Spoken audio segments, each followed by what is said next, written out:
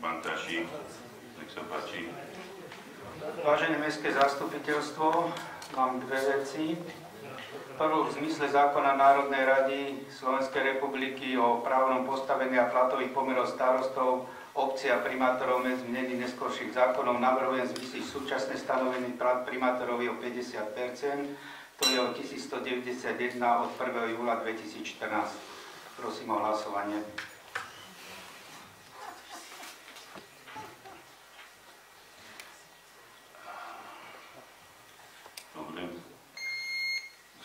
Dobre, nebudem komentovať. Nech sa páči, pani. Prezentujme sa v tom rade.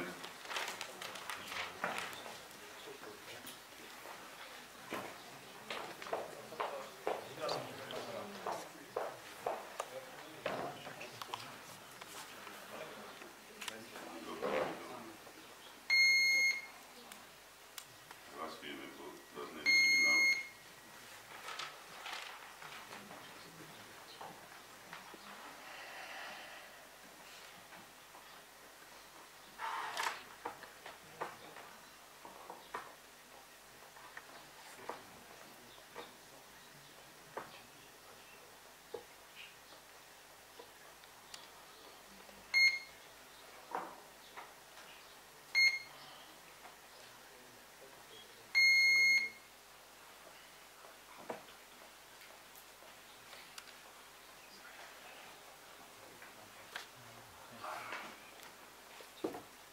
Tým, ktorí pochopili, čo je to post primátora, chcem poďakovať.